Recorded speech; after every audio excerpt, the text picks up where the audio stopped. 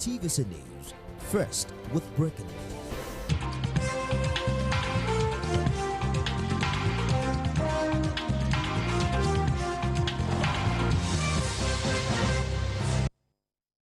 Hello and thank you for joining us on Journalist Hangout on Sunday. I am Olajumoke Olatunji. Today on the program, Budget Office recommends suspension of salary increases and petroleum subsidy with a rising debt burden. International oil community alarmed as Nigeria misses out on rare global oil boom opportunity. On Journalist Hangout Weekend Special, Anchor community of Zamfara State gradually returns to peace. And later on the show, arguably the greatest women and men tennis players of all time respectively, Serena Williams and Roger Federer, retire from the game. Today on the program, I will be hanging out with a returning Babajide Kolade Otitoju and Mayor Akinpelu. Bikio, welcome back. Thank you. How was your trip? Well, it was sweet and bitter at the same time. Good to have you back. Mr. Mayor, happy Sunday to you, sir. Thank you very much. And welcome to the show. Thank you. Journalist Hangout starts now.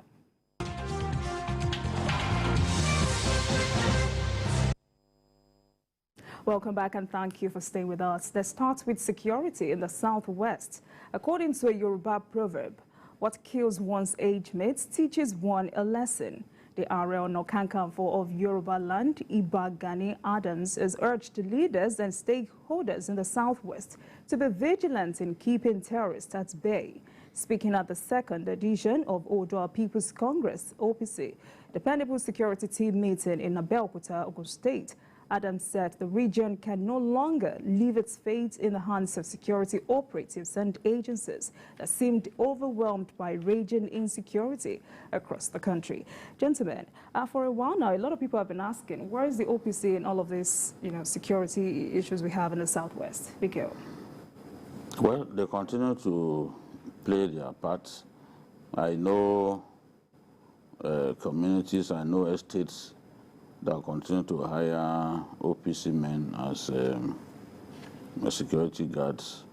I also remember that at a point when we had serious crisis in Ikorodu related to ritual killings, we suggested that government should try to get the OPC involved, and the Commissioner of Police at that time invited Gani Adams, and they had a meeting, and there was a joint patrol at midnight between the police and the OPC, and the whole thing just fizzled out. That problem at that time, whereby people's heads would be smashed, they will be killed overnight, it just ended.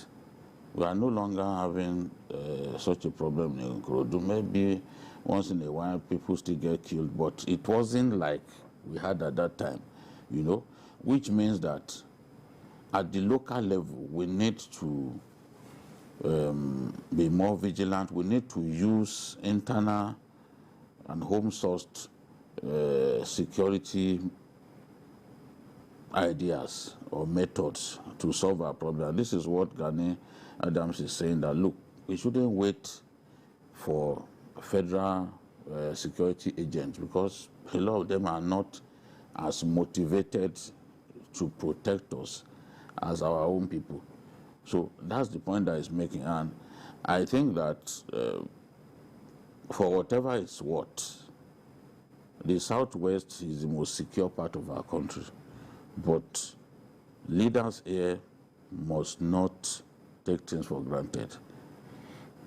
The more bombardments these guys receive in the North Central and Northwest, the greater the chances of them coming down here. Yeah. And the people coming down here, either in trailers or loads of them, they need to be profiled. They need to be investigated. What are they coming to do? Who are they? The other day, somebody was arrested in Ogun State, and he turned out to be a Boko Haram member who had disguised as a security man. So that vigilance is important, and I believe that Amotekun has shown us, especially in Osun and Ondo, that if we look inwards, we'll be able to protect ourselves even better. All right, Mayor, so how important of a project is securing the Southwest region? Yeah, I think I agree with Iba Gani Adams that our leaders must not take things for granted. Because I'm a bit close to OPC, so I know how they operate. I've been using OPC as security for about 20 years. But the problem I have with OPC now is that Gani Adams have to go back to what they used to do. And one of the things they used to do, apart from the fact that a lot of their members were employed as security guards in houses, they also have regional commanders who have people, who have guys with them, and they used to patrol at night in some major areas. When I used to live in Ikorodu, I live in a Bute part of Ikorodu, and when I was going home then, you will see OPC people that will stop you and try to do stop and search and all that. It is important for us to, because I know that the issue of funding will come in. That is why I want to suggest that local government chairmen have to work with OPC so that the security of each community can be sourced out to OPC, and then they could pay for that. So that apart from OPC members being security guards in different houses, then they will also be in different communities doing the job of security men. That is very important because the funding has to come from somewhere. And OPC will be better, like he said, because a lot of OPC members were people that live within the community. They're just mostly artisans. They're mostly artisans who probably used to be maybe organizer or mechanic or things. But they live within that community. So they know the community. They know, that is why the incident that referred to, it was easier for them to be able to do that because they know those who are doing those things, and it was easy to go after them and take them out. So local government chairmen must try to work with OPC so that they can provide the funding needed to do the necessary security work. All right, Ricky, finally, before me, do we expect any Southwest Security Summits if very soon? Yes, Don used to organize that, and they will come out with, the participants will come out with a whole lot of ideas on how we can protect ourselves better, and even on the matter of integration. I still remember that Don was doing that commendably. I expect that a security summit of Southwest leaders, organized by Southwest leaders, should take place. We shouldn't wait until things degenerate. In the Northwest, people, leaders took for granted that, look, Boko Haram insurgency could come to where they are. Today, it is no longer a secret that Boko Haram is active in Kaduna, active in Katsina, active in Zamfara. So, because people kept deceiving themselves that, look, this thing is localized in the Northeast. I remember when I said here that Boko Haram was already in Niger State. And even when I said, look, it was Shekau that organized the kidnap of the government's science secondary school, Kankara in Katsina State. An individual works in the presidency, went on Twitter to say that it's a lie, and some people too joined him in abusing me. But today, we have seen even government officials on their own, even without investigation, they will say, oh, it is Boko Haram. We can see signs of Boko Haram. We now know that Boko Haram organized the jailbreak in Kaduna, in Abuja. That one is not a secret anymore. Yeah. We now know that Boko Haram organized the train attack. And El-Rufai, the governor of Kaduna State, has been saying that Boko Haram is active in his state. So the earlier we stop deceiving ourselves and stop taking things for granted, the better for us as a nation. Let's take preemptive steps. Because some leaders in the North didn't take preemptive steps and violence was brought to their door. They are suffering for it now. They are suffering because once it starts to to stop it is difficult. You are flooding the whole area with soldiers, but we can see that this thing is still on. So Southwest leaders need to listen to Gani Adams and see what steps they can take to ensure that this problem does not get here. If we fold our hands and continue to say, no, it can never happen in Lagos, say, oh, it can never happen, we will be shocked on the day that it happens. So we just need to be proactive, we need to be more vigilant and take appropriate steps. All right, Mayor, your last take on this. Yes, I want to add my voice to that, the Southwest leaders must not make the mistake that other leaders in other regions did. My problem is that there was a time that Okeogun, part of Oyo State, and Ondo State were under this banditry and kidnapping and all that. And that is what led to Amotekun. They met and felt, oh, we needed to react to this. The tempo had gone down. Everybody thought that, oh, we'll be able to solve that problem. You know, it's important for them to continue to work on what they agreed on at that time, so that we don't, it's better when you plan before they come than when you react to them. Because it's easy for Boko Haram to do anything, especially in Lagos, where you have them all over the place. We have a lot of people from Niger that are doing Okada and all these other things that you cannot even say who they are. So it's easy for them if they want to penetrate to attack, so we have to be careful. All right, gentlemen. Let's quickly move on. It appears that no sector in Nigeria is immune from the economic hardship ravaging the country. Our lordships at the Court of Appeal are also crying. The president of the Court of Appeal, Justice Monica Dangwa-Mosem, is lamenting over paucity of funds for the 2023 general election petitions tribunals. Justice Dangwa warned that failure to release funds on time could hamper constitution of various tribunals and courts that would entertain electoral disputes arising from the elections. Gentlemen, is the appeal court just being in a haste? No. I think that by now the funding for the tribunals should be ready. The Court of Appeal is already facing problems and all kinds of problems. They have bills to pay, inherited liabilities and all that.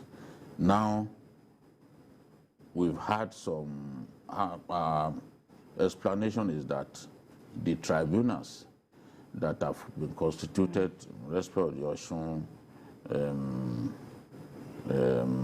Ekiti, off-season elections have already taken the remainder of the funds at their disposal. So the funds for the constitution of the tribunals across the country have to be made available, since at this time they don't have money anymore. They've run out of money, and they've been waiting for these funds to be released. So are we going to wait until the elections are over? Because we have elections in just about 5 months. Are we going to wait until the elections are over before we release the needed funds? The appeal court has the responsibility for setting up tribunals for state governorship election, National Assembly, presidential, across the country. So that in itself is capital intensive, because you have to maintain those tribunals, the things that they need, you have to put in place. And she's even saying we need money to train the justices that will be on those panels, as well as the support staff, the staff from the judiciary who will assist them in their work. So this is the point that she's making. The appeal court has been complaining for some time, even the judiciary generally. The president said, oh, I'm going to increase the salary of judicial workers, because a situation in which a Supreme Court judge is earning about 209,000 a month is ridiculous. Why? It's a shame. Why are we doing all this? I've been hearing the president, at least like 3 months ago, he said we are going to do something about the salary of judges. You can imagine. And I heard that since 2007, they've not increased judges' salary. And you expect judges to not take bribes. So if you starve the judiciary of the funding, you are going to create all kinds of problems. Even the justice that people deserve, they will not get it because they will then be tempted to take money from the highest bidder in delivering justice. But what is needed for the day-to-day running of the appeal court has to be provided, first and foremost. And then the issue of their salary has to be addressed. For a CGN to be earning just about 300 and something. I mean, it's just, I can't believe it. I can't believe it. And the other arm of government, the executive, the legislature, that's the National Assembly. Look at what they pay to themselves. And then you leave the judiciary to earn peanuts. Because the justice of the Supreme Court and the president of the Court of Appeal, they are on the same salary scale. All right, so Mayor, going by the last part of BKO's statements, the Nigerian Bar Association and Justice Monica said this is a deliberate attempt by the legislative arm of government and executive arm of government to deliberately weaken Nigerian courts. I don't think so. It's just that it's not that it's a deliberate attempt to weaken Nigerian court. It's just that we take the judiciary for granted. And because the executive and the legislative arm, because they were the one that give confirmation to whatever the executive wants to do, they can afford to pay whatever they like to themselves. It is ridiculous that what the CJ is not up to the allowances to a member of House of Rep, who probably will not even go to the assembly, will just be loafing somewhere. But it's just because we don't take the judiciary seriously. So I think the first step is for them to be on a different, to be able to get their own from the first line charge, to get their funding without depending on the executive, so that they will be able to do their budget and determine how the money is released to different costs. If they depend on the executive, an incompetent officer will just sit down there and just believe that we don't have the money now. So the judiciary must be seen to be independent, and they must have their own as a first line charge, so they don't depend on the executive for their funding. That is one. Then second, it is not right for government, for the president of the appeal court to be appealing to the executive to release funds to them. It is irresponsible on the part of the executive if that happens, because when you budget money for elections, when you release money for elections, you release money to INEC for elections, it is right to know that there will be petitions that will emanate from those elections. So if you don't provide for that, it's just that you have not provided for the election that you want to conduct. Because naturally there is going to be a dispute in those elections, and that is the court that is going to adjudicate over the matter. So it is important that they should not be appealed to. They should know, as a matter of urgency, that the money ought to be released as soon as possible, not close to the election, because there must be people that, because if there is an election and there is a miscarriage of justice, and those who are supposed to be able to determine the correctness of whatever happened, and if they are not in a position to do so, then deliberately the election is flawed. We have planned for that election not to succeed, because it's not only for the people to vote. There must be a dispute that will arise from that election, and the judiciary must be able to be in a position to do the needful. If we don't provide for that, that means we are not doing the needful. We are not providing all the necessary things for the election to be successful. Okay, who will help the Court of Appeal in this situation? I just think that there should be full autonomy granted the judiciary as well as the legislature. It is embarrassing for these guys to be begging the executive to do its job. I think it was one governor that said the other day, former governor, Donald Duke, that said judges, when they are posted to states, they will start calling governors to give them accommodation. When you put justice in this kind of situation, you are making it difficult for them to not compromise. Because it was said that even when justice went against a particular governor, he ejected them from the quarters that he gave them. This shouldn't be happening. I was talking about salary of judges. The CJN's basic salary is actually 3,353,972 per annum, which translates to 279,000 per month. That's his basic salary. For the Supreme Court justices and the President of the Court of Appeal, their basic salary is 2,477,001 per annum, which translates to 206,425 in a month. Basic salary. Or somebody who has risen to the rank of Supreme Court judge, somebody who has risen to the rank of President of the Court of Appeal. A lot of the problems we have in our country are man-made. If people are saying, oh, judiciary, they are slow in dispensing justice, we know that some of those problems are there because certain people refuse to do what they should do. The President of the Court of Appeal was saying that, look, they are trying to invest in ICT, but that this paucity of funds is making it difficult for them to be able to invest in ICT. Now, we know that technology will help us hasten the judicial process. So if we do not provide what is needed to hasten the judicial process, do we have any reason to complain if justice gets delayed or even ultimately gets denied? So these are the issues. These complaints shouldn't be coming. We shouldn't be seeing or hearing about this kind of complaint that the judiciary has not got the funds that it needs to do its work. It's not what we should be hearing. They should be given priority. At the beginning of every year, provide them with what they need. Don't tamper with their funds. Don't sit on their funds.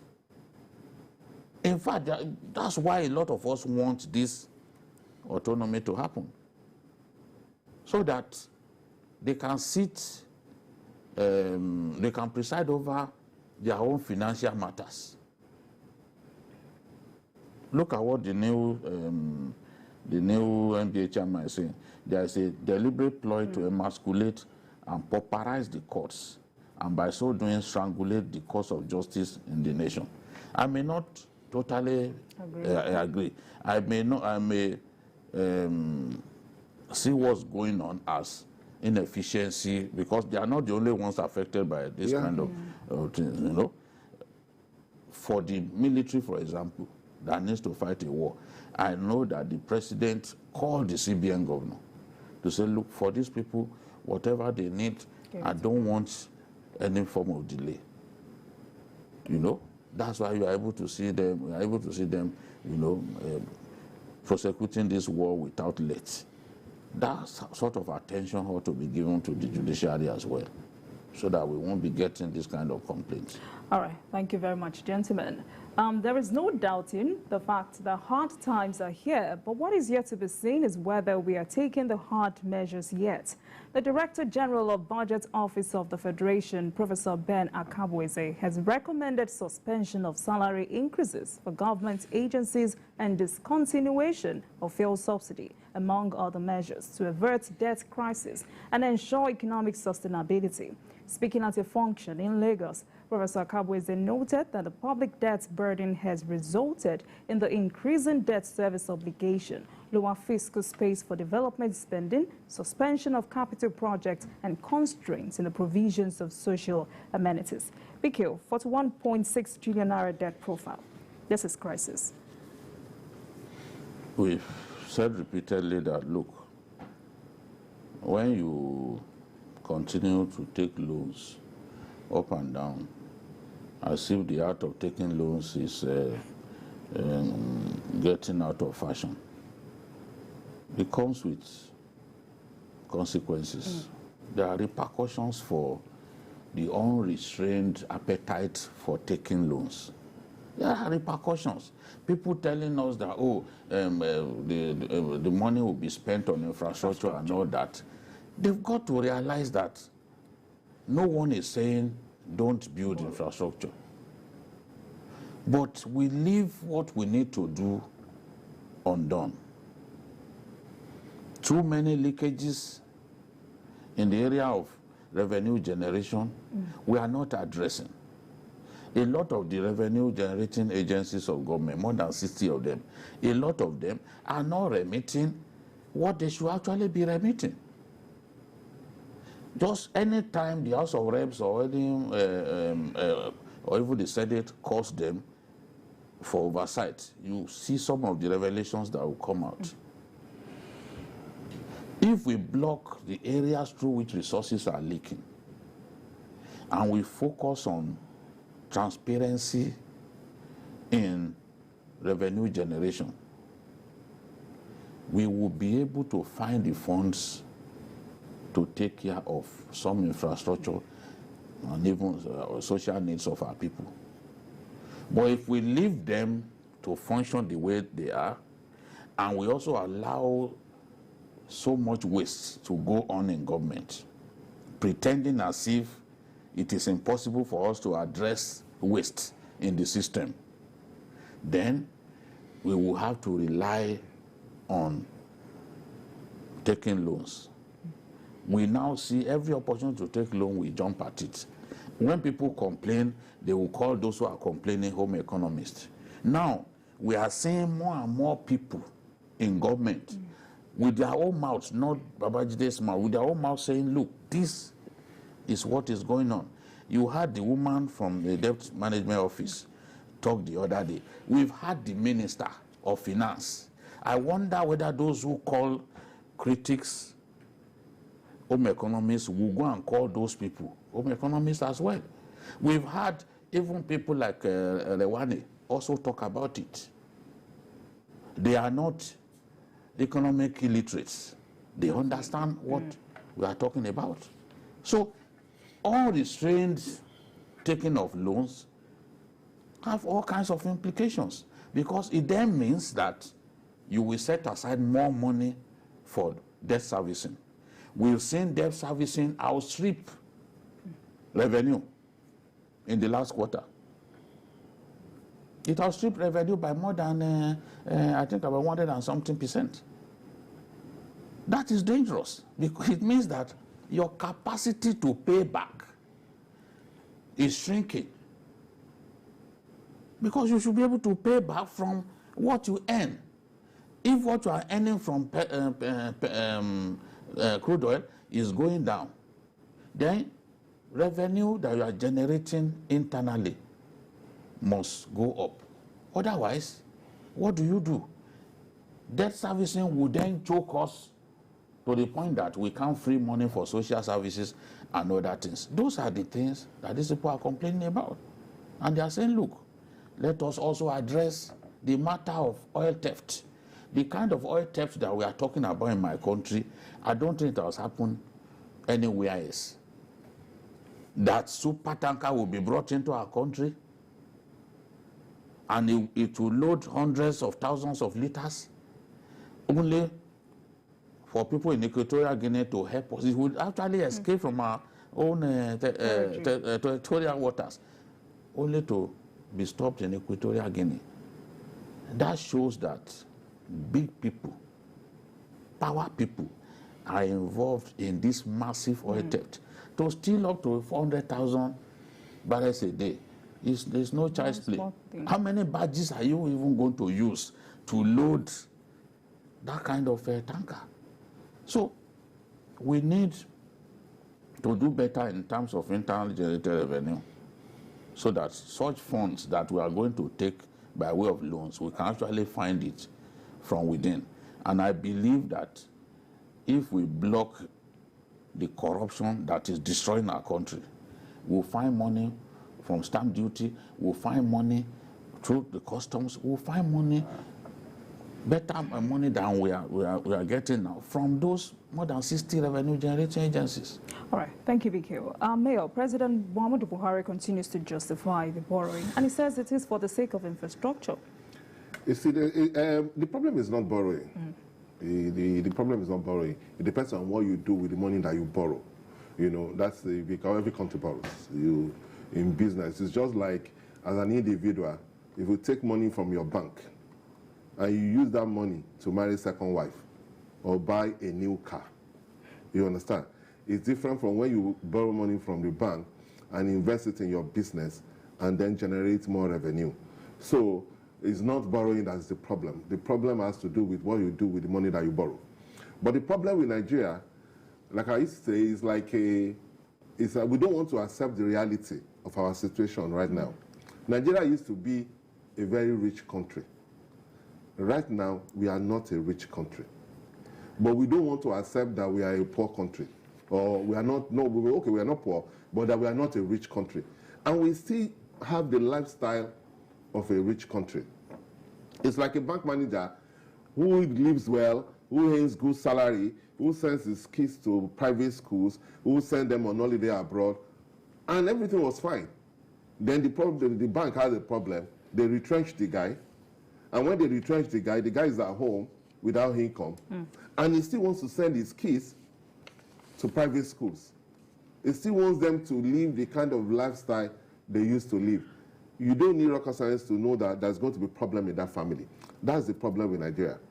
Nigeria is doing a lot of things. We should not even be talking. Yes, I agree that every worker deserves his wages, but like what Mr. said, we cannot increase salary at this time because we cannot afford it. The salary that you are paying now, a lot of things is borrowed funds that you are using to do it. Nigeria cannot afford the subsidy that we put there. I know that the government is looking at the consequences of taking the decision of removing subsidy. You understand? But the Nigerian people, or the Nigerian elite, because most of the people that use petrol are Nigerian elites, the Nigerian elites and the middle class must accept that this country cannot afford to subsidize petroleum products. We cannot afford it. The 6 trillion that we are using for petroleum subsidy, this country cannot afford it. And that is why most of the things that we do, you see, if you borrow money, for example, and you put it in infrastructure, there's nothing wrong with that. Because the infrastructure would stimulate economic growth. There's no problem with that. But the problem we have now is that we also borrow, especially internally and through ways and means, to run the country, paying salaries, paying allowances, living well. The people in the National Assembly living like kings and queens. The villa still running a lot of jets, running a lot of money to run the villa. And we are behaving as if we can afford that money. We cannot afford the money. The money, a lot of money that we borrow, especially internally and through ways and means from the central bank, we cannot sustain it. So at the end of the day, whether we like it or not, this country will go bankrupt. All right. Thank you very much, gentlemen. We have our first caller, Ayo from Lagos. Hello, Ayo. Hello, good afternoon. Hello, good afternoon. Yeah, Babajide, welcome back. Thank you, Ayo. Yeah, it's Nigeria issue. I think just like the president has said, it's not actually bad, and you also said it's not bad borrowing. And it's just actually what you do with the money. The president has made us to know that the money we are borrowing is actually for infrastructure. Good idea. But the problem is, to borrow for infrastructure, a bridge or road that should be constructed with 100 billion. But you see us awarding it for 100 billion naira. Good fund. All right. Thank you very much, Ayo. Thank you for your contribution. Now, Biko, according to what Akabuze said, we need to cut the cost of governance, reduction in recurrent expenditure. And this is because I know on this show we've said it several times, and it looks like a lot of us are now repeating these statements every time. But the government seems not to, look the way of these resolutions. The political will to implement some tough and painful take some tough and painful decisions is not there. We think, for example, that in an election year, it's suicidal to remove subsidy. It is. So we kept it. We kicked the can down the road. We think that it's suicidal politically to lay obstacles, to rationalize some of the ministries, departments, and agencies. But there is an Oronsai report that complains about duplication of efforts in these ministries. For example, why should we have the NFIU, have the FCC, have ICPC? One agency can do all that work. So why don't we consider merging some ministries? The president came to power in Senegal and scrapped the Senate. I said, look, we need a unicameral legislature. And that's what they've done. The new president in Kenya has started doing that too. Because he knows that, look, these things are not sustainable. We've got to take tough decisions. When you take tough decisions, you get a lot of stick. But in your heart, you know that you are doing it for the nation. People like Kakabweze did not talk about the need for collapsing some of these agencies. We have hundreds of agencies, and a lot of them are doing the same thing. Every opportunity, we set up a commission for this and that, creating bureaucracies all over the place. We don't need some of them. There are ministries where up to 9 drivers are doing the work that just 3 persons can do. We are carrying, the civil service is carrying a lot of dead weight. And there's no way you can control. That's why the current expenditure is growing every year. It's growing every year. The other day, the senator from Goza, what's his name again? The senator from representing Borno South in the Senate said, look, that it feels like even running away from Nigeria. That how come this recurring expenditure keeps growing up like this? But you should know the reason. They will pay themselves hefty wages. The pension commission's woman was struggling to explain why, in terms of their salary, they are spending as much as they are spending.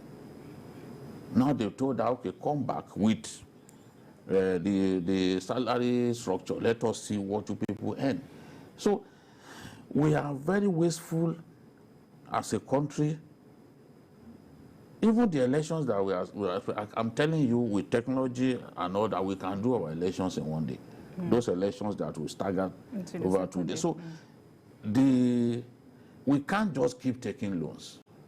Okay, we're taking loans to build, to do rail transport. Today, as I can tell you, that because of high diesel costs, the cost of running those trains already outstrips ticket sales. So how do you explain that? Infrastructure that will not be able to deliver even the money that you took, to pay back the loan quickly. So this is the thing. There are some loans that you just need to snub and look inwards. You can't just, whether it's for infrastructure or not, at a point you have to stop. All right, gentlemen, let's take Ade from London. Hello, Ade. Hello, how are you? I'm very fine, thank you. To Mayor. And I greet Prince Babajide of Alola. You are welcome back. Thank you, sir. My advice I want to appeal to our legislator regarding the salary of the Supreme Court. Here in UK, the Supreme Court judges earn over £200,000 per annum. At least they can make it half of that for our Supreme Court in Nigeria, maybe £100,000 per year, because they need to be well paid so that they can discharge their duties without fear or favor. So I want to appeal to the legislator, if they are the one in charge in Nigeria, to do something about it and make them happy. That is very, very crucial and very important. All right. God bless Nigeria. Thank you very much, Ade. Thank you for your contribution. Mayor, the International Monetary Fund has spoken that debt servicing will go up 100% of the federal government's revenue by 2016. Yes, but the problem that we have is that as we are, the luck that we have is that we have access to a lot of long-term loans with single-digit interest. But because our revenue is dwindling and our cost of running the country is still very, very high, we need to borrow from everywhere. As we are borrowing from the foreign, we are borrowing locally, we are borrowing from the central bank, we are borrowing everywhere to just keep the country running. And that is not sustainable. It is not sustainable. And I blame the president for it, you know, because with all respect to the president, he has done his best, but to me, I don't think he has done well enough. The reason being that these difficult decisions that we are saying that you need strong political will to take are decisions that I should have taken immediately he came in as president, when his goodwill was very high. When he came in as president, the goodwill was very high. So he could have taken some decisions then, and the people would have been used to those decisions by now. Yes. But he did not take those decisions. He allowed it to fester. Now, he's not in a position to take those decisions because election is coming in 5 months. How do you remove a presidential subsidy? Of course, your party will lose election straight up. You understand? How do you merge ministries and parastatals? People will be hungry and you will lose election. So that's why I pity the next president that is coming. The next president that's coming has a lot of work cut out for him, because whether we like it or not, we have to take those decisions. We cannot afford what we are borrowing. If you have 10 naira at home and you borrow 10 naira outside, it's the 10 naira at home that you have spent. You understand? And that is the problem with Nigeria. We don't have the money we are borrowing everywhere. We can't afford it. The revenue is dwindling because the people in government, because we have a weak president who is the Minister for Petroleum Products, the people in NNPC and their friends and cohorts are just stealing Nigerian crude brazenly. It's shocking, but it is the people in NNPC and their friends that are stealing the oil. You cannot steal the oil if you are not a big man in court. You cannot. But the president is the Minister for Petroleum Resources. The income even when we make the income, they were supposed to do TSA. A lot of them don't remit the correct amount of money to a TSA. So I mean, they show Nigeria is broke, but we still behave like a big man, spending the money we don't have. So we have to do something about it, because whether we like it or not, we are going to get to that point that we are going to accept that we cannot afford this thing, and we should not let this country go bust. All right, gentlemen, we have another caller, Uche from Abeokuta. Hello, Uche. Good afternoon, leading the house. Good afternoon. Chief Babajide, I salute you. Thank you. You're welcome back. Thanks. Mayor in the house. Thank you, sir. Yeah, good afternoon. Yeah, this is Uche from Abeokuta. Actually, when you say you will not increase salary for workers, then that means the politicians should not be increasing their salary, because when you look at the budget, you see that even the House, the presidency, they increase their budget every year. You see they're increasing their budget. Just like Mayor said, you are living like a king. And you cannot explain that to the people, that you don't have money. Now, for us to even remove subsidy, we must build our refinery. It is only Nigeria that is the only country in the world that has crude oil but doesn't have a refinery. Go and check it, Babajide. No country in this world now that has crude oil and they don't have refinery. And if we have refinery, then we will not be producing it with naira. We will be using it with naira. How can you have cassava in your village, and you go to Lagos to go and to do it the way they are doing cassava? All right, thank you, Uche. Thank you very much for your contribution. BQ. Yeah, I think our situation is not beyond redemption, but we need to take tough decisions. I said here before that Asiwaju Bola Ahmed Tinubu had to restructure and lay off a lot of workers In here Lagos in Lagos. State, yes. He was not afraid of losing the election. He knew that it would be tough. But he knew that that was a decision that he had to take. And he took that decision. Yet, he was re-elected. He was re-elected. So, now, Ruto has come into power in Kenya. He's already taking such decisions. He's not thinking that he will not be re-elected. I mean, there are big decisions that we can take in the interest of our nation. The interest of our nation is what matters the most. All right. It matters more than being re-elected and all that. No. If at the end of the day, you took a decision and the people can see real progress spring forth from that big decision that you took, they will even thank you for taking that decision. So this is the thing. Right. Let no one be, let us not hear that, on the eve of an election, certain big decisions can be taken. We saw Obasanjo increase fuel prices just some days before he left office. All right.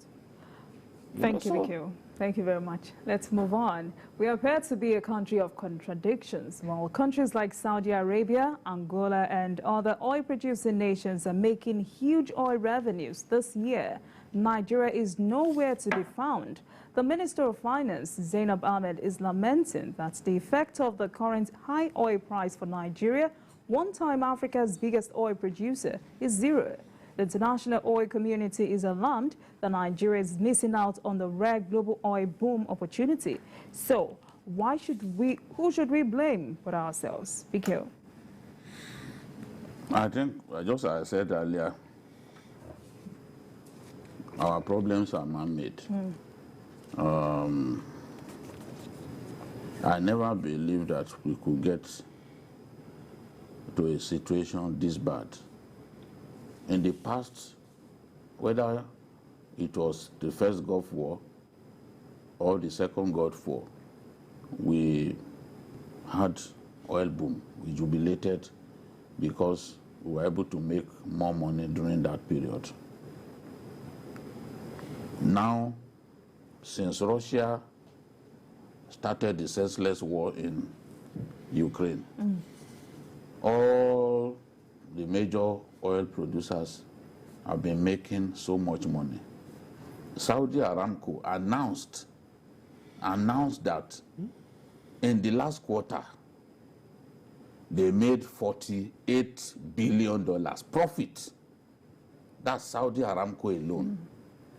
The major oil producers from the Middle East and Central Asia, they are projected to make a profit in excess of $320 billion this year alone. But in our own case, we are recording losses. From being Africa's biggest oil producer, we have slipped to number 3. I was reading the script, I saw Nigeria, Africa's biggest. Oh, that was in the past. We are no longer Africa's biggest. We've been overtaken by Angola and Libya. Libya, a war-torn country, has overtaken Nigeria in terms of oil production. OPEC gave us a quota that we are unable to meet. We are producing now 1.13 barrels per day, which is the lowest in 50 years. So we're doing 800. This disaster, consistently for the month of August, that was what we produced, and is the highest, is the lowest in 50 years. Because I remember, even during the David West days, when they increased our quota, we were able to do 2.2. Yeah. Even when we resolved the problem in the Niger Delta with amnesty and all that, we were able to do in excess of 2 million barrels a day. We are now doing 1.13. So we are unable to make money. Others are making money. Yes, the war is costing In fact, the huge problems that we face in our country in terms of high diesel costs, high cost of jet A1, that's aviation fuel, high cost of kerosene, is precipitated by that war in Ukraine because Russia is the highest producer of diesel. All these things have gone up in the international market. The refineries are not working. So unlike Saudi that has refineries dedicated to export of refined oil, we don't have. We don't even have for our, for our local market here in Nigeria. So we are in trouble as a nation. Despite the fact that we are unable to produce enough, we now find ourselves in a situation whereby even what we make, NNPC goes ahead to pay subsidy from the little that we are making, which is putting so much pressure on our currency. Go and check. Angola's currency has suddenly become so strong against the dollar. Yes. Why? Because they are doing well. They are making money. So this is where we find ourselves. If people can continue to steal up to 400,000 barrels a day, I don't know. I just don't understand. So how are we going to make money? It's very simple. Yeah. It's because we have, the problem has to do with government. For 7.5 years, the Minister of Petroleum Products is the president. So the buck stops on his table. With all respect to the president, he has not been competent enough to run that ministry. And instead of him to have given it to somebody who is competent, because all the problems that we have to do with government. First, we have 3 refineries. People have been collecting salaries in those refineries for doing nothing. For so long, for doing nothing. Not only that, they now did another scam. They will say they are doing turnaround maintenance of $250 million. To do turnaround maintenance in all these places that are not functioning. No single drop of petroleum products. It's only Port Harcourt that they are saying will come back on stream in December. But for so many years, people were collecting salaries. We have a Minister of Petroleum Products who does not feel scandalized that he's paying people and they are not refining anything. They are not doing anything, and they didn't say anything to do that.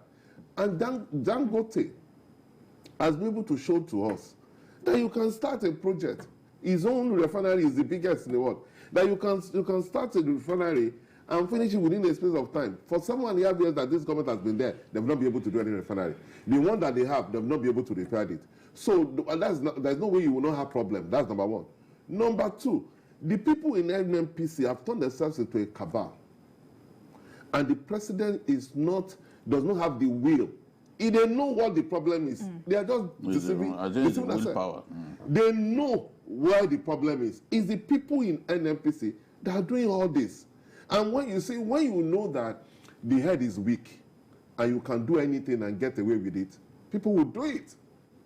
And when they start doing it and they see that they can get away with it, they start doing it more. They get so excited that anything is possible. You understand? So the kind of I think you even saw what the customs, Controller General was saying about the kind of things that's happening in our oil sector. It's not only embarrassing to this country. Even OPEC members are embarrassed for us. To say, how can you say that you cannot even now everybody is making money? How can you say you are not making money? Because everybody is making money. Only Nigeria is not making money. And then government will come out and say, oh, they are stealing, oh, they stole so much. Who is stealing? We need to identify the people stealing. It's as simple as that. If they have the will to say, we want to stop these people stealing this, they will do it. They know those who are stealing it. When you want to steal fuel, when you want to steal crude, it's not for petty thieves. It's for those who can afford to hire tankers. It's for people that will know, people that will be in NNPC and give them clearance. They will give them clearance to be able to load. So it will look as if they are loading officially, but it is stolen crude. So that means top people in NNPC were the ones that will give that clearance. Now when people said, oh, we will see a lot of people on ISIS and they will say, oh, we loaded at the official point. So this government does not care what happens to the country. If they want to throw the country under the bus, good for them. But they know, because they know that for them to solve major part of their problem, they have to stop this crude oil theft. And they can do it if they just have the will to do that. Because crude oil theft is not something you cannot see. Even from using drones alone, you will see those who are stealing your crude. Because you have to use big tankers to do it, and it's not something you can hide. So when government tells us that they steal crude, we will ask them, what is your job as government if some people can just come and steal your crude? All right. Thank you very much, gentlemen. So joining us via Zoom for more insight on this issue is an economist and CEO of Managing Director of Taurus Capital, Nemeka Obiarere. All right, my producer says our guest is not ready. So BKO, experts have called for significant alternative sources of foreign exchange, and we should start exporting more than we import. Yes, but are we really a producing country? We are just a consumer nation. The appetite of the average Nigerian is for foreign goods. Even foreign toothpicks, you want to bring everything. So how do you earn foreign exchange? Petrol or crude oil had always been our #1 earner. But when you can't earn enough because of all kinds of problems, including divestment from oil production by oil majors. Some oil majors are leaving our country. As a result of that, we cannot produce as much as we would normally want to produce. Secondly, we are battling with the issue of oil theft. So you can't sell enough to make money. That's why I gave the example of Angola. Our currency will continue to be weak against the dollar because we are not exporting enough.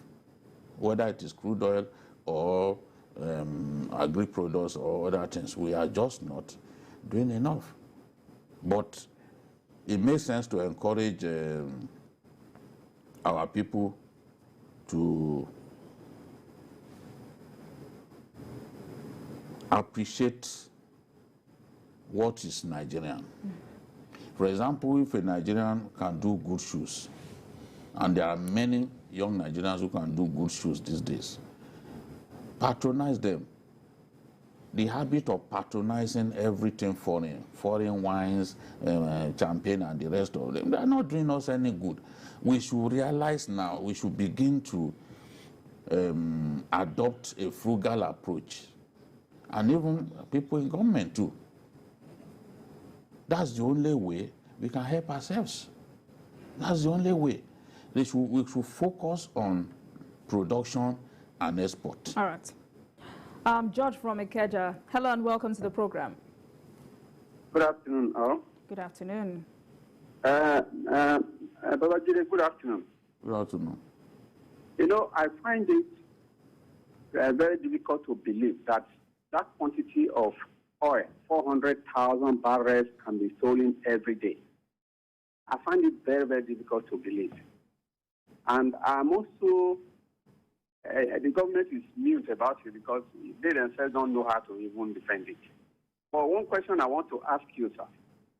This contract that was given to Tampolo, that to survey or to protect the oil pipe, do you think it can work? Do you think it can address a situation where shiploads that are seen by people are carried away? Do you think Tampolo, with that billions of money they are giving to him, can he prevent it? Thank you. Well, one thing I know is that amongst all the militants, Tampolo has the capacity that others don't have. And he demonstrated that when, before the amnesty agreement was signed, he breached Nigeria's oil installations deep in the high seas. It was a massive shock to the people in government at that time that militants could get that far into the high seas. So it definitely has the capacity, if you understand how things run in that place. He has the capacity, no doubt about it, and he has proven that over time. He understands the area very well. But people's argument is, why do we have the Navy? Why do we have security agencies? Why do we spend so much money on security? If the security of our country then has to be outsourced to individuals, and it's a lot of money that we are talking about. I will not say at this point that he cannot deliver. I think that the people in this whole racket know themselves very well.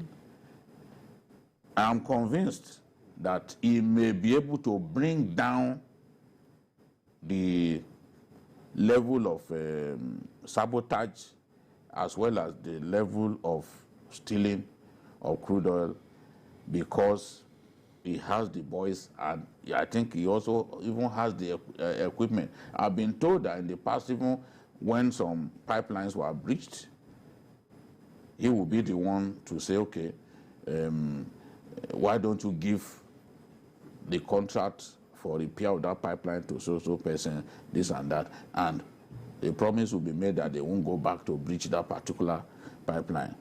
There are certain things that we cannot say on TV, things that are difficult to substantiate, but the way the militancy runs in that whole area, Tompolo is clearly the leader of those militants. In fact, when you talk about MEND, Tompolo typifies MEND. And that was why, at that time, when they said that MEND bombed, MEND carried out the October 1 bombing, President Jonathan felt since MEND was with him, it couldn't have been MEND. It turned out to be something that Henry Oka and his people carried out, not the mainstream MEND, because Tompolo is the poster boy for the real MEND, which has the capacity, and in no time they were able to expose the people who carried out that October 1 bombing. So it is possible that Tompolo will be able to bring down the rate of theft, because he will know that, look, I've been given this mandate and they expect me to deliver. I can't watch the people do it.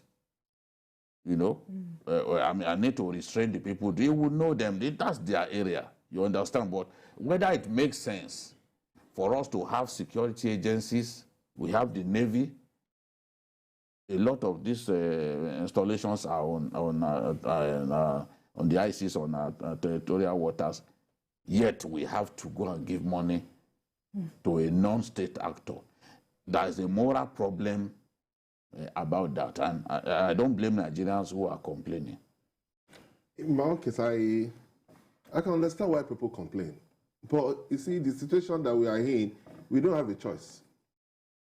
Because the Nigerian Navy are proving that they are incompetent to protect our territorial waters.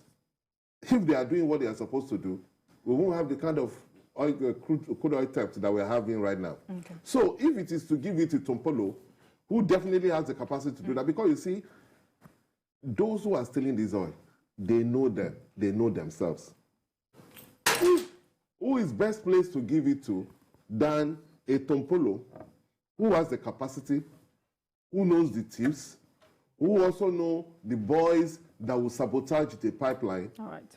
If we need to give it to them, let's call the thieves to protect what we ask them not to steal. All right, gentlemen. That's the best way to go. You're still watching Journalist Hangout on Sunday. Let's quickly take a break and we'll be right back.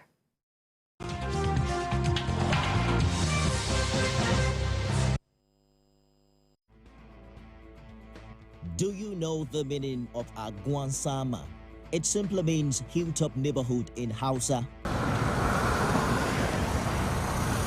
For over 25 years and still counting, The people living here have no access roads, potable water supply, and no primary health care facility. Easy they bypass because of lack of money. If there is money, we can't live here. Sometimes pregnant women die before they get down the hill for delivery. Also, when a woman is in labor, before you get someone to take her down the mountain to the hospital, some lose their lives. We tell you the story of this hilltop neighborhood as Chinebe Bamaye finds out more on how they are surviving in the midst of abundance. That's on Sunday Specials, where great stories live. Doubt and fear doesn't occur at the canvas, it shows in the canvas. It shows the conation of raw earthen material slabbed, stroked, and molded at a pace provided by the doubt and fear. Every move weigh in the struggle of one to the other, merging the past to the present, brushstrokes of colors seen but not known. For when the wailing stops, the pieces settle down in abject beauty erected for a century of a century. Speaking, advocating, protesting as the arts are meant to be.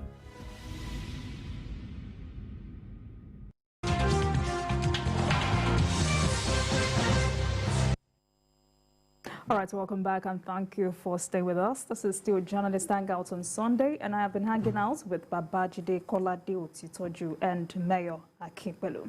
Now to our Journalist Hangout Weekend Special. A fresh breath of air is blowing through Anka local government area of Zamfara State, which is seen as one of the dreaded killing fields in the bandit-infested northwest of Nigeria. Many of its villages have deserted since the upsurge in violence began in 2011, leaving thousands of people displaced. But residents say peace is gradually returning. Babajide Kolade Otitoju was in the state recently where he spoke with some of the internally displaced persons. Let's share the story with you.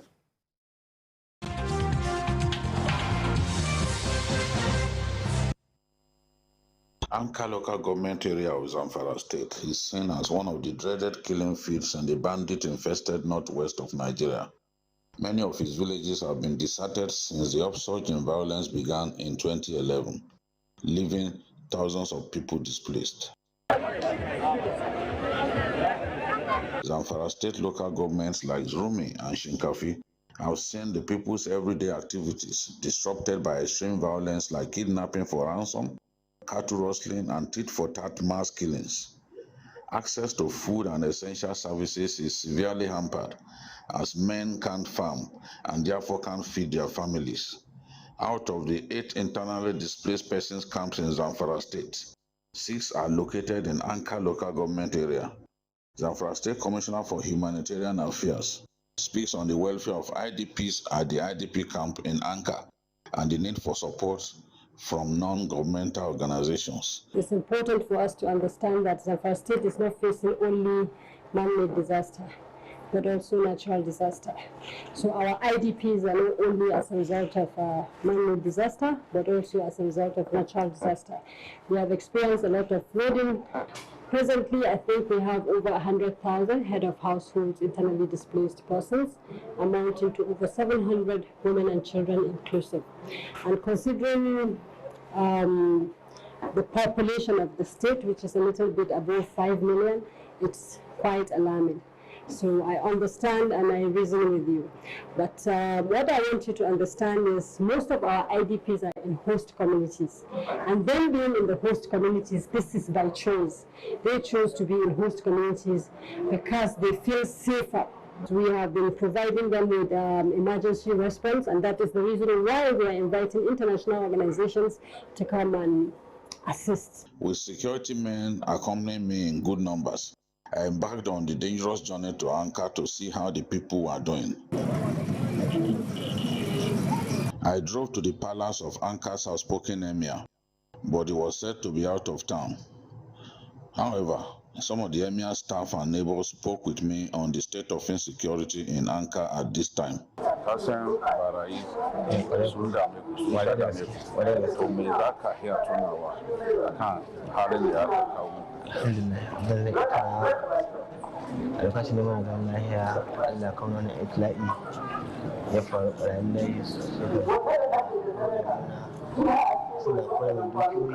suna kashe mana al'umma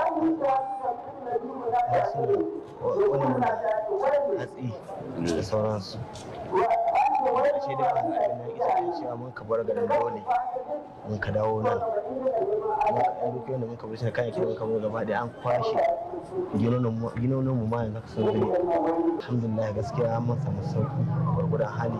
A yanzu ma ana shiga lungun ana ayyuka gwargwadon hali gaskiya. Masu neman abinci suna za su nemowa suna dawowa. An ce har yanzu a ranar kasuwa suna zuwa gaskiya ne a nan gari suna zuwa amma sai da ba da makamai ba. Ba su sun dina kashi a ranar kasuwa gaskiya suna zuwa amma ba da makamai ba. Akwai alama kun samu sauki kuwa da za ka yi a gama kwarai ka gaya mana da ba mu da namu shiga daji ya kammala cikin anka sai dai an ba mu taimako abinci yanzu ko cikin ikon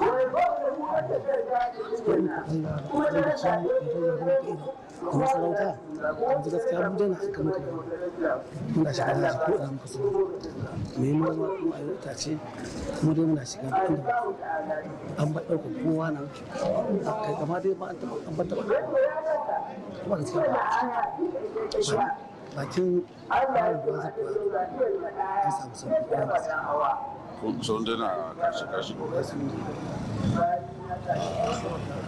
ya ka sai da su ce a tsaye musu su kira mutane a ce musu sun bar kuku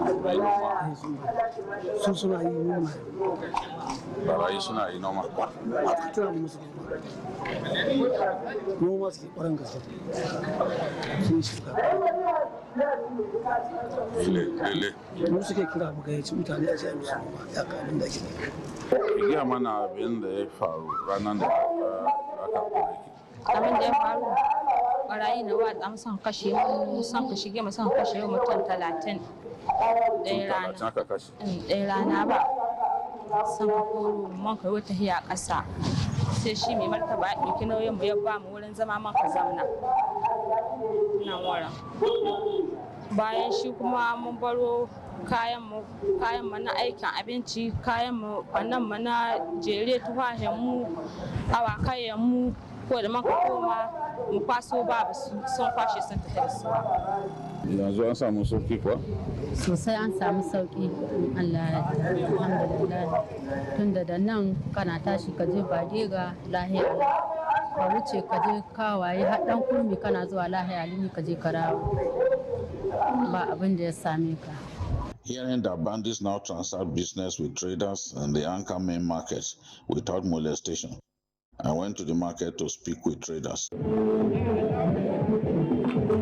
Some settlements have been discarded by the bandits. That is what they cause this. Most of the village people, they are not here. They leave this around here. But thank God that now we are now getting see the peace that people who are around are starting coming now. We have seen some of them. They come to buy some goods here, buy grains and whatever. All what they like. They come freely and go freely without touching anything. Since that we can be able to see them wear some sweat cap like this. That is how they are behaving.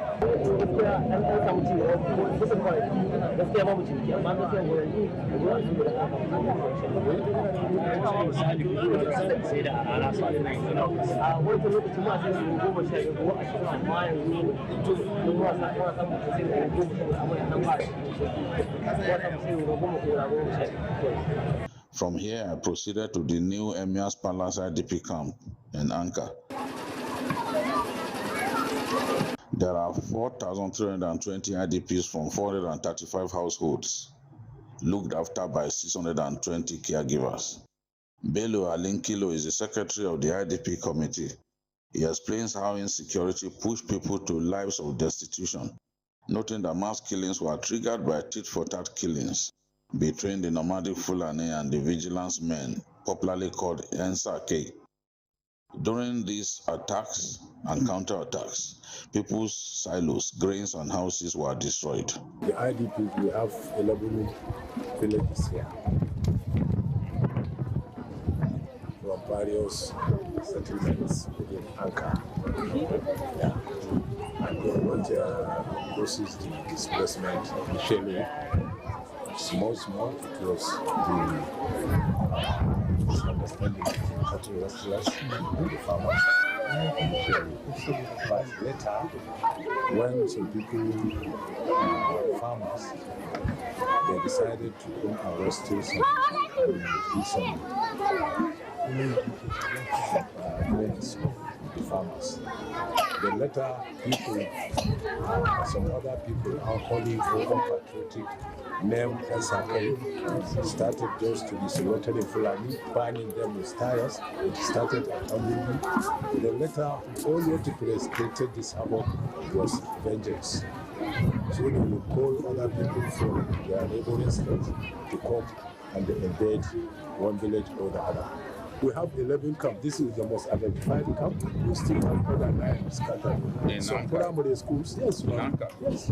Some primary schools, IDPs, the NLC, the hostel for secondary school there was located for every. If you go to female girls' vocal, the school was divided into 2. Half were given to IDPs. If you go to JLI, half of the school were allocated to IDPs. If you go to model primary school, half of the school were allocated to IDPs. Okay, let us talk about the community. There were 2 villages that were displaced recently. They burnt their houses, they killed almost 37 people, they burnt everything. The village is Jagaba. If you want to confirm, ask, yes. Then Building Doki also, under where? In Anka, where district. So they came, there was no shelter, there was nowhere. So people, willing people who sympathize and empathize, who employed sympathy and empathy with them, they now give them houses to stay. To tell you this, people living at the host community, almost past half of people living in the camps, predominantly. Because if you go, no uncompleted building has no IDPs residing inside. Can you estimate the number of IDPs in this? Yes, we have 4,320. That includes household caregivers and their children. Because we have 435 households. 435 households. If you join with the 620 caregivers, the remaining are children. You know, we are polygamic. There is one person with 20 children. The IDPs narrate how they got here, the state of insecurity, and what they want government to do for them.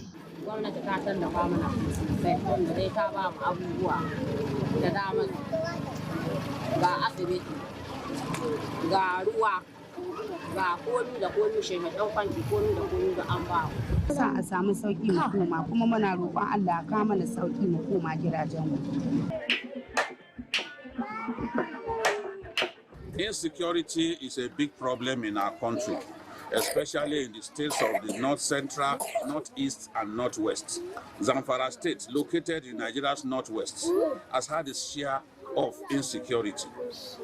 Right here at the new Emir's Palace IDP camp, there are 4,320 IDPs made up of 435 households, and they have been taken care of by 620 caregivers. The IDPs who have spoken to me here have expressed the desire to return to their ancestral homes once their traditional rulers give firm guarantees of full return to peace in those areas. From the IDP camp in Anka, Babajide Kolade Otitoju, TVC News.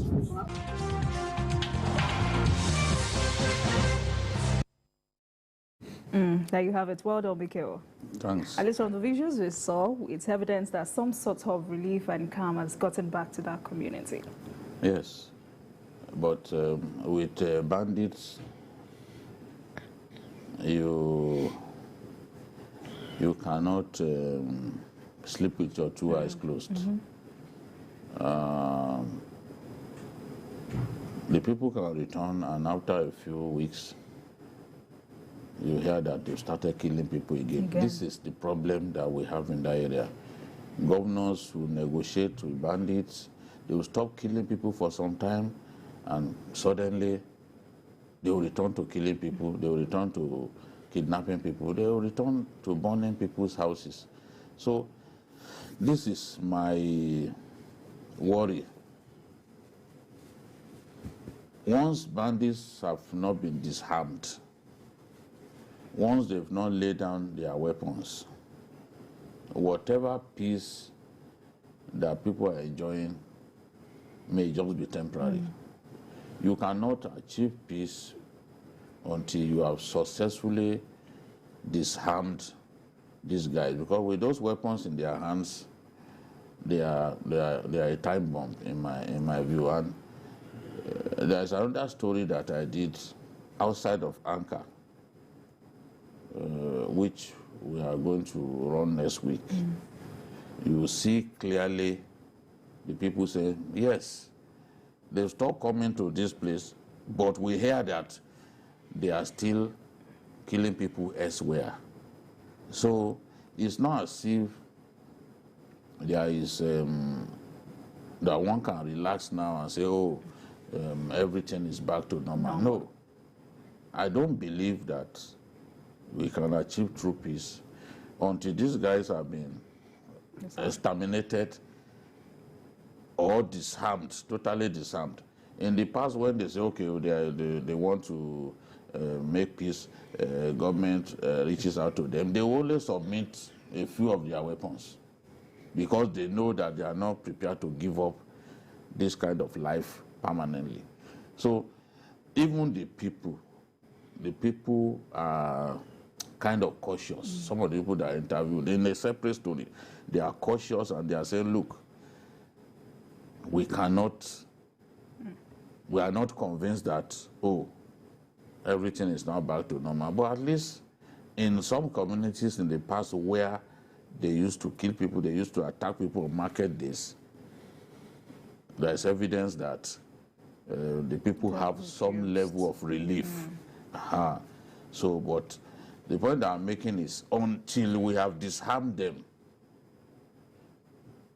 you cannot give firm guarantees. And you had one of the residents of the town saying that these guys come into the market, but when they are coming into the market here in Anchor, they don't come with their weapons.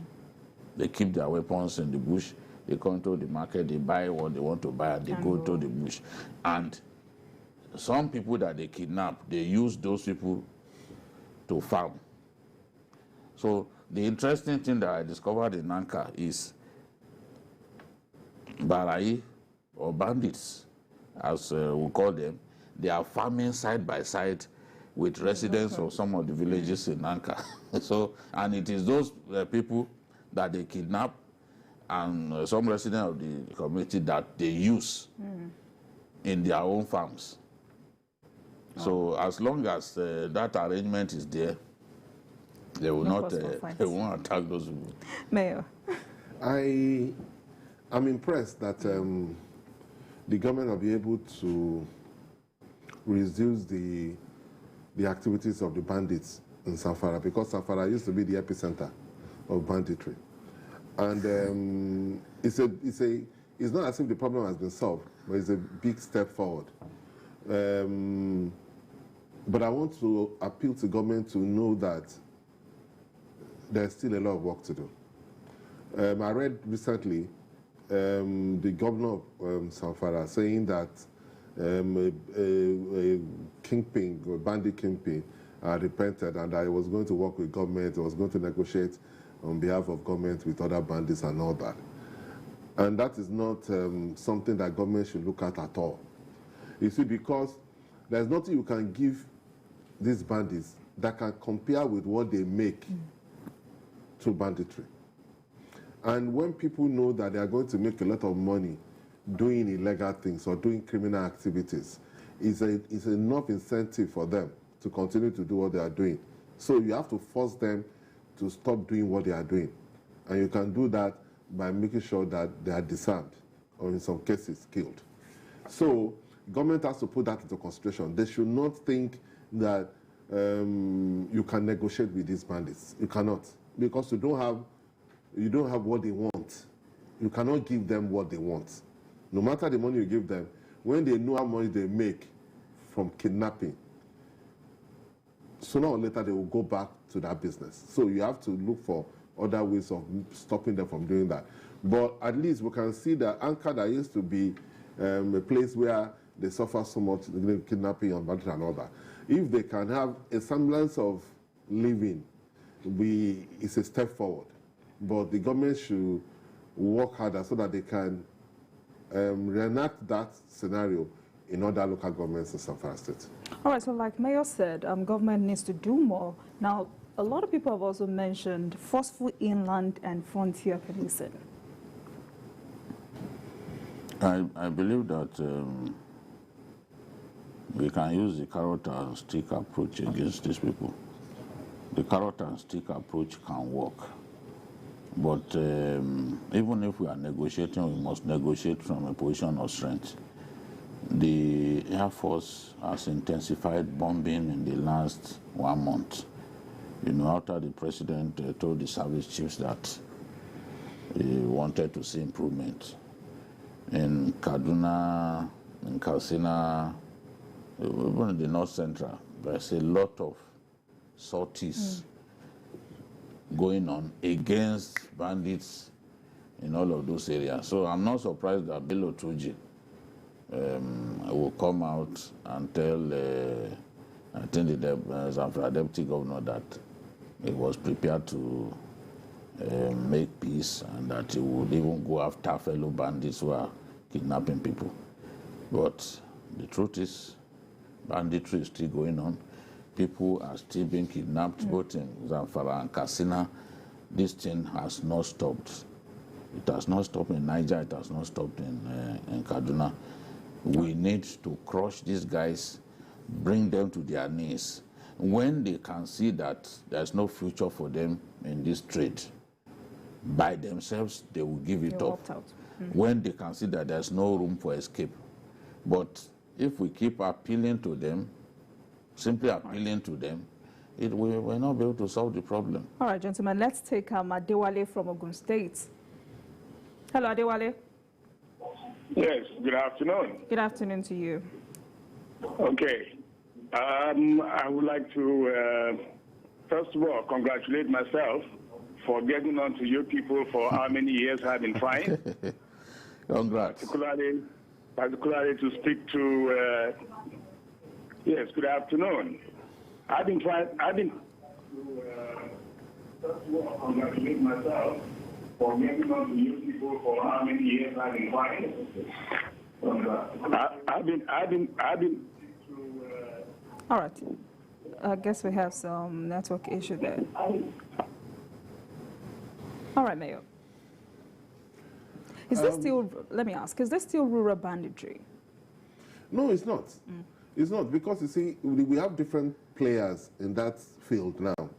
The local bandits who used to operate on a lower scale initially.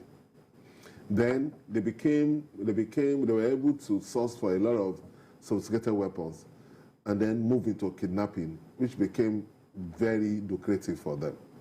But they have been joined by remnants of Boko Haram and ISWAP, especially after the death of Shekarau. Since the death of Shekarau, a lot of people within Boko Haram who are not ready to... Shekau. Sorry, not Shekarau, Shekau. There are a lot of followers of Shekau who do not want to join ISWAP, who have gone rogue. So now they are more like bandits, and they get involved in kidnapping. What that does for them is that they are now able to earn a lot of money. For example, if you look at those who conducted the kidnapping for the Abuja Kaduna trade, imagine the amount of money they made based on what they collected on each person release. It's in billions of naira. You understand? That is the problem with that business.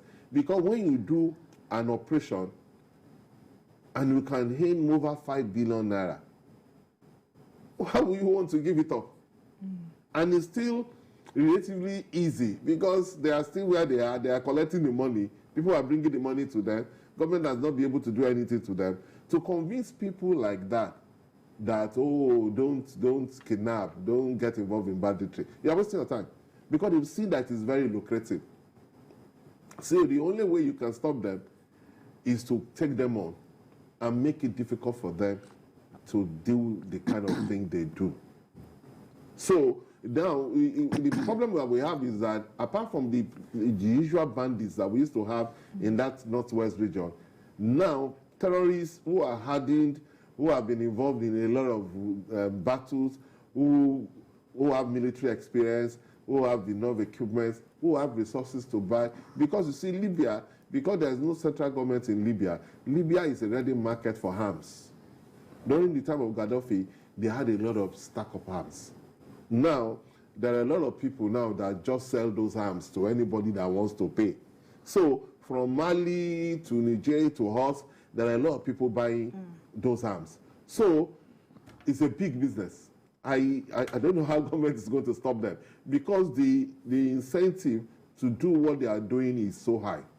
All right, Bikio. Now for Zamfara State, the Security General, there is a lot of the enemy within factor because yesterday, Zamfara Police Command arrested and paraded 10 informants who deliver ransom to bandits in their enclaves. Yes, and even within the armed forces, we had cases of soldiers conniving with these bandits.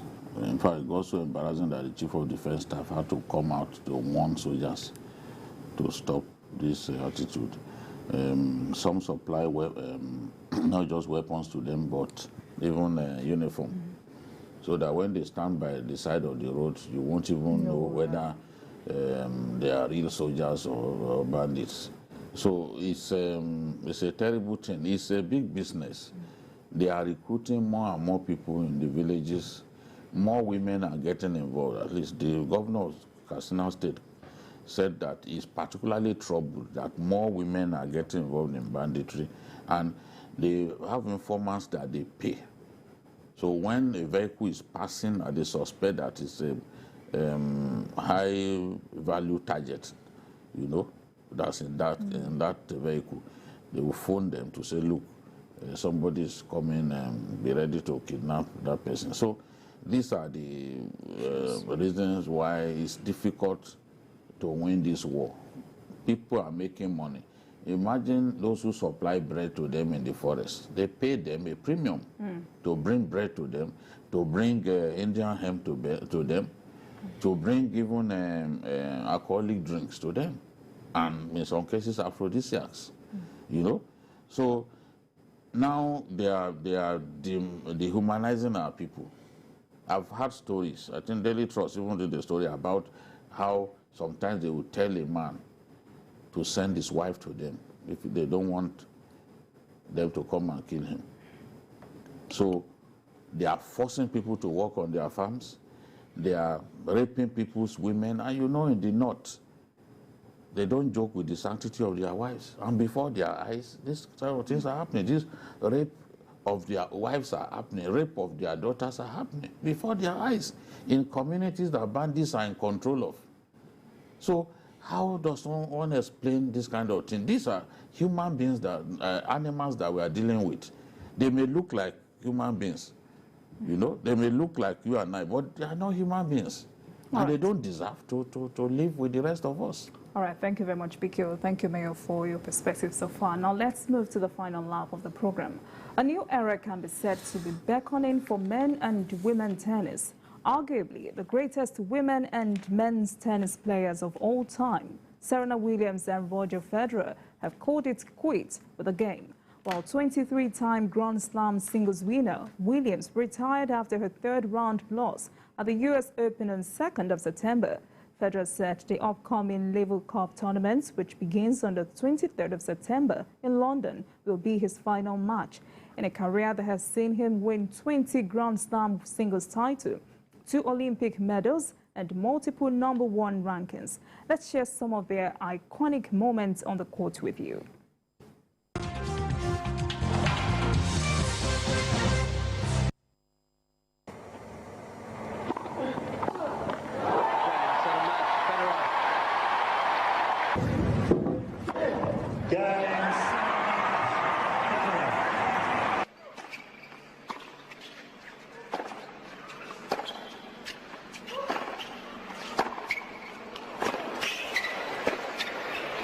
He's done it. A US Open title, and in emphatic fashion it was as well.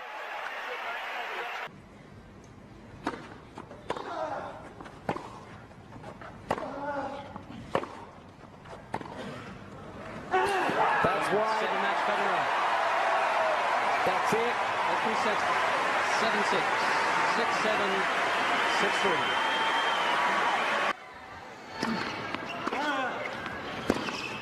Three-time champion, Roger Federer.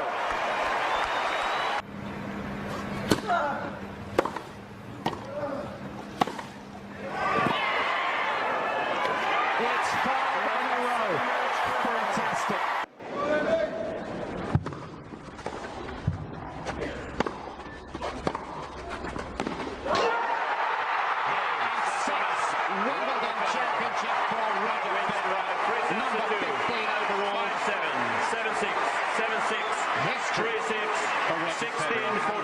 Away from the sport he cherishes and loves.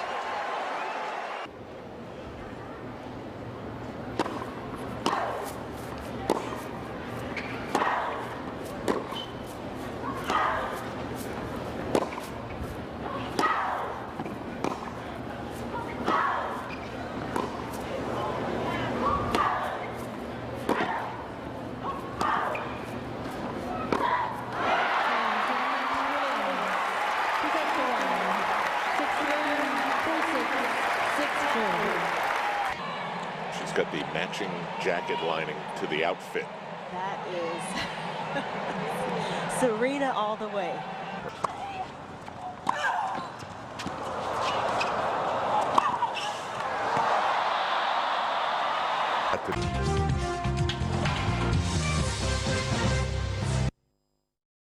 Beautiful moments there, and a very beautiful way to take a bow. Yes, two of the greatest tennis stars that ever played the game. Serena was particularly heartwarming because she won 23 Grand Slams. Margaret Court won 24, but not in the modern era. So she was able to do 23 in modern era. Unfortunately, she was not able to make that 24. There was a time, and she had tried so well, but that cannot take anything that she was the greatest, that she's the greatest tennis player of all time. And when you look at the background, because tennis is basically a white man's game, you understand? And the father, who is not even a coach, you know, just felt, I want to train my kids to be able to play this game. And on his own, he was training them, putting young girls, putting them through a lot of vigor. They used to spend sometimes 10, 12 hours per day training, you know, practicing and all that. And when you watch their clip when they were young, they were still playing like that because of both Venus, and Venus is actually more talented than Serena, but she has always been having problems. She has one immune deficiency that makes her to get tired easily and all that. So she could not win as many Grand Slams as Serena. But Serena is a winner and all that. And she has conquered everything. She has nothing to prove again. She apart from 23 Grand Slams, she has done so well. She has created business with the Serena Ventures and doing that. For Federer is my man. Federer to me is the best, is the most talented tennis player. If you look at how gracious he is, his movement on court, you know, the silky play that he puts to tennis, unlike others who use both force. But he won 20 Grand Slams. He was #1 for a long time. Arguably, you cannot say he's the greatest tennis player of all time. I think that will probably go to Nadal for two reasons. One, Nadal has won 22 Grand Slam titles. But apart from that, Nadal, unlike Federer, Federer won all the 4 majors, but he won the French Open only once. But Nadal has won each title more than once, you know. He has won all the 4 majors more than once, you know. And so when you look at that, arguably you will say Nadal has a slight edge over Federer. But Federer is everybody's man. On and off the court, he was a gentleman. He was somebody that inspired a lot of people. Even Serena, the great Serena, said Federer inspired her. You know, he off the court is a gentleman. On the court is somebody well respected by even his opponents. And then his play is different from others. It's silky. It's like a Jabota way of playing tennis. And he brought in a lot of things to tennis that people cannot forget it. So a lot of people consider him to be the greatest of all time. But like I said, he won only the French Open only once, but he won Wimbledon 8 times. But Nadal won French Open 12 times and won Wimbledon about 4 times, won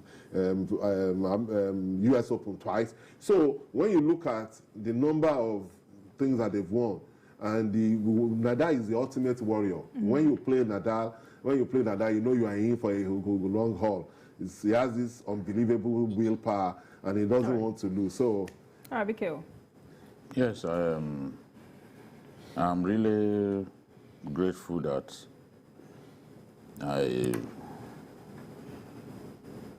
in my time I could see these 2 great tennis players in action. I used to love Pete Sampras, Andre Agassi, you know, and Jimmy Connors in those days. But Federer came with a complete game.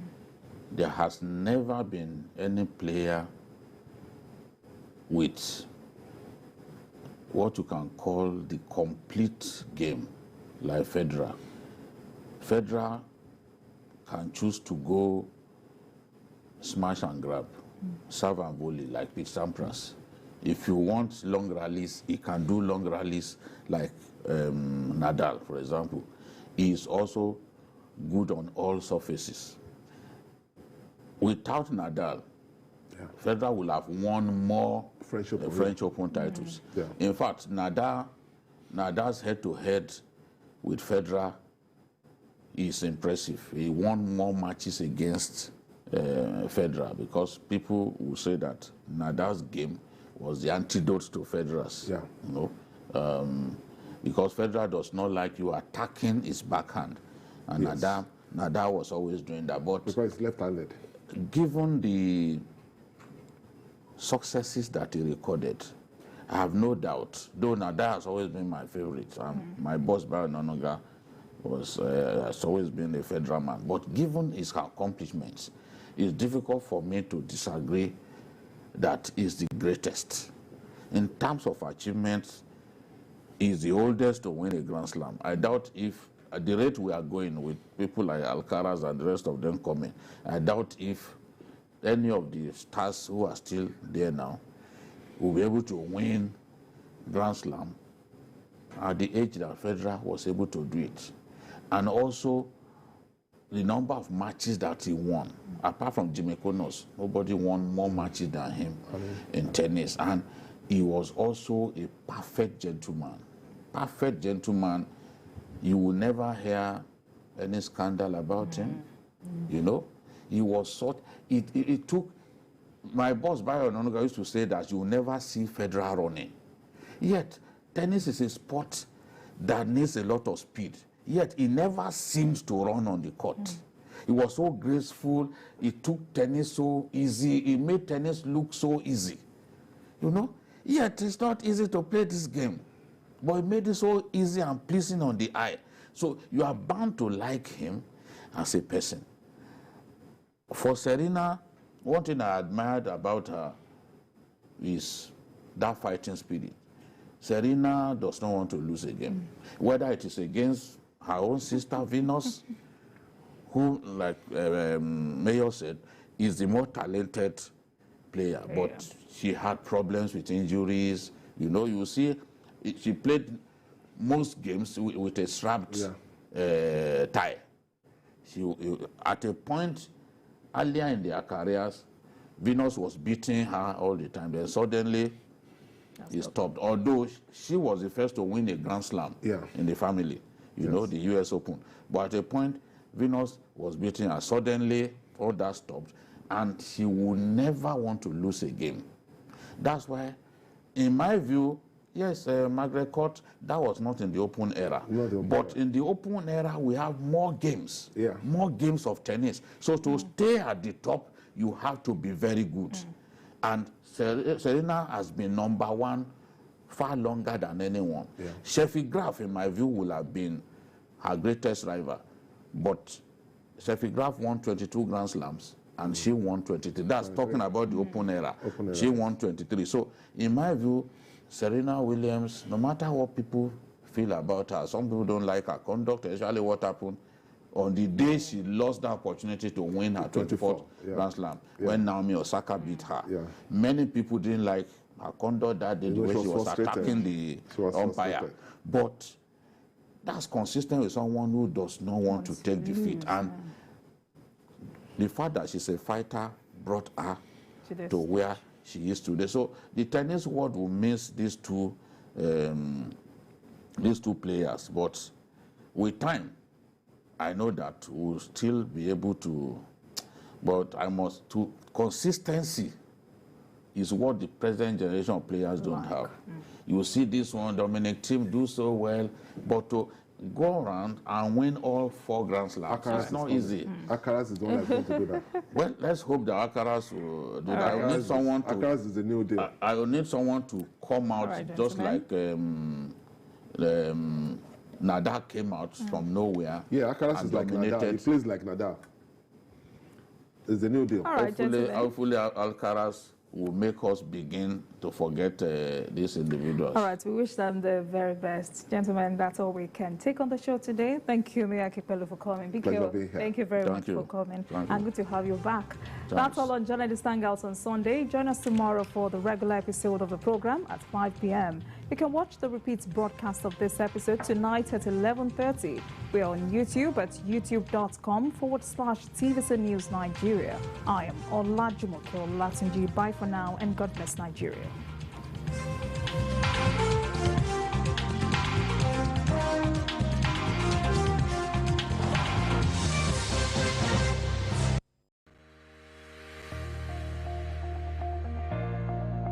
Monkeypox is caused by a virus of same name that is closely related to now eradicated smallpox. The likely symptoms of monkeypox are fever, headache, muscle aches, back pain, low energy, rash, swollen lymph nodes, among others. How does the monkeypox virus get spread? You can get the virus